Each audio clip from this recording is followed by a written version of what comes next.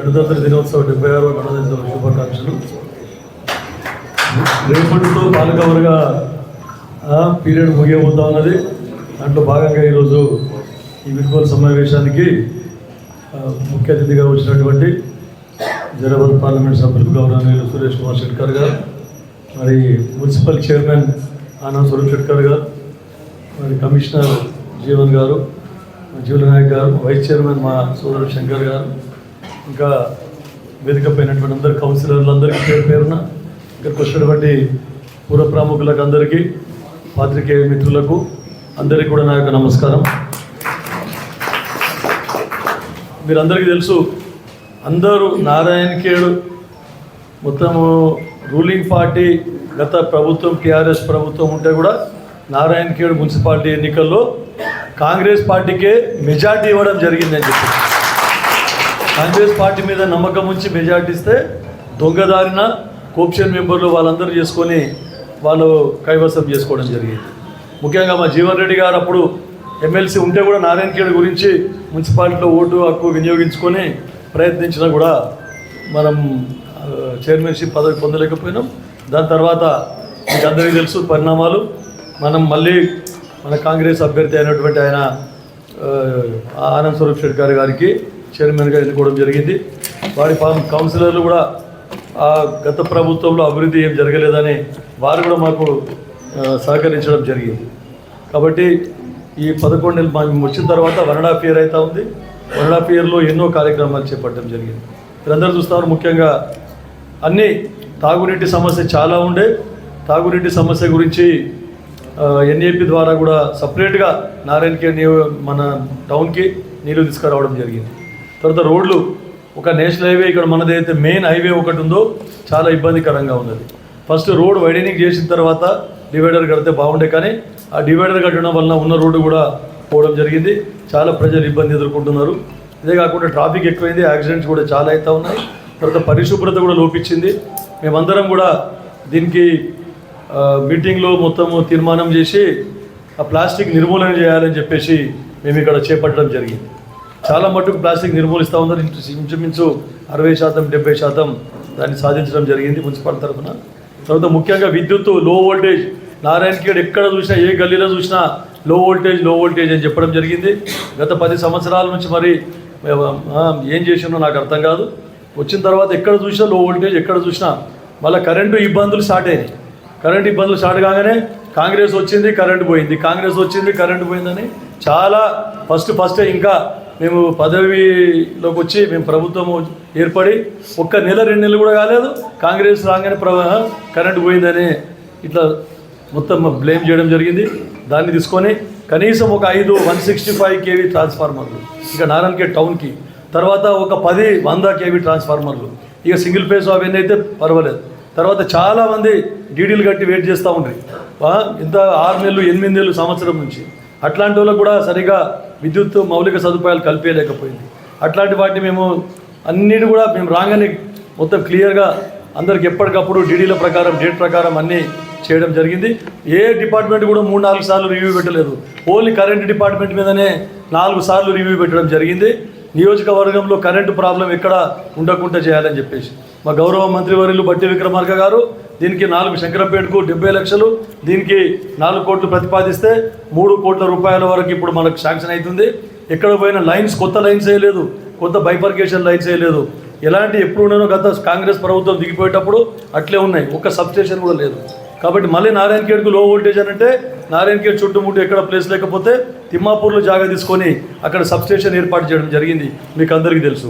పర్మనెంట్గా ఎన్ఏపీ పథకాన్ని పునరుద్ధరించి నారాయణ ఖేడ్ టౌన్కు ఇంకా 4-5 గ్రామాలకు మళ్ళీ నీటి కొరత లేకుండా చూడాలని చెప్పేసి దీన్ని తీసుకురావడం జరిగింది.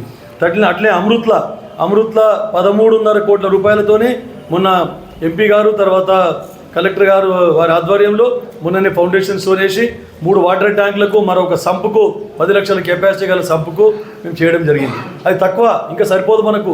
గతంలో నల్ల కనెక్షన్లు కేవలం 1200 నల్ల కనెక్షన్లు చూపించడం వలన మనకందరికి మొత్తము బడ్జెట్ కూడా తక్కువ వచ్చింది. యాక్చువల్గా 5000 కనెక్షన్లు ఉన్నాయి మొత్తం. మరి ఎందుకు చేయలేదో అప్పుడు. ఇప్పుడు ప్రతి ఒక్కరికి కూడా కనీసం రికగ్నిషన్ రానికి ఒక కనెక్షన్కు 100 రూపాయల చొప్పున తీసుకొని అన్ని రిజిస్టర్లో ఎక్కించి స్ట్రీమ్ లైన్ చేసి మళ్ళీ ప్రతిపాదనలు పంపినారు. ఎంపీ సురేష్ కుమార్ షెట్కర్ గారు కూడా వారు కూడా దాని గురించి ప్రయత్నిస్తామని చెప్పింది. ఎందుకంటే అమృత్ అనేది మున్సిపాలిటీలకు నీటి సమస్య తీర్చేది కేవలం కేంద్ర ప్రభుత్వ వాటా ఎక్కువ ఉంటుంది కాబట్టి వారు కూడా దాన్ని ప్రయత్నిస్తామని చెప్పి మొన్ననే చెప్పడం జరిగింది. ఇక రోడ్ల గురించి ఎక్కడ ఈ ప్రభుత్వం ఏర్పడిన తర్వాత బడ్జెట్ లేదు, 7.5 లక్షల కోట్లు అప్పు చేస్తే కూడా మొత్తం ఒక R&Bలో మొత్తం సిఆర్ఎఫ్ ఫండ్స్ మొత్తం ఖాళీ అయిపోయినాయి. ఆ R&B ఫండ్స్లో కేవలం 80 కోట్ల రూపాయలు నారాయణఖేడ్ నియోజకవర్గానికి తీసుకురావడం జరిగింది. అదే పంచాయతీరాజ్ రోడ్లు అయితే 15 కోట్ల రూపాయలు, మళ్ళీ ఒకసారి 15 కోట్లు, మళ్ళీ 15 కోట్లకు ప్రతిపాదన పెట్టడం జరిగింది. తర్వాత MRR గురించి అది CRR ఫండ్స్, MRRలో ఇంకా 20 కోట్ల రూపాయలకు ప్రతిపాదన పెట్టడం జరిగింది.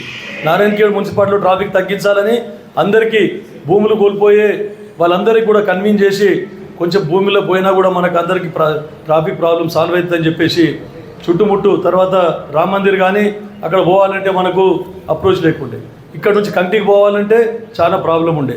దాని తర్వాత మొత్తం ఒక రింగ్ రోడ్ లాగా, రింగ్ రోడ్ మనకు కొత్త మున్సిపాలిటీ చిన్న మున్సిపాలిటీకి అవకాశం లేదు శాంక్షన్ కావడానికి. ఉన్న రోడ్లన్నింటినీ కలిపి లింక్ రోడ్ల ద్వారా అన్నీ కూడా మొత్తం సరౌండింగ్ నారాయణఖేడ్ సరౌండింగ్ ఒక రింగ్ రోడ్ మాదిరిగా 40 ఫీట్లు 35 నుంచి 40 ఫీట్ల వరకు విస్తరిస్తున్నాం. దీనికి విస్తరించడానికి మళ్ళీ CRR ఫండ్ల మొత్తము BT రోడ్ కూడా కన్వర్ట్ చేసుకుంటా ఉన్నాం. తర్వాత దీన్ని ఏదైతే ఉందో ఇప్పుడు నారాయణఖేడ్ టౌన్లో మనకు ఇది అయిపోయిన తర్వాత బైపాస్ రోడ్డు 5 కోట్ల రూపాయలు పెట్టి ఇసుక కాస్ట్ ఉన్నందువల్ల ఇంకా పనులు స్టార్ట్ చేయలేదు.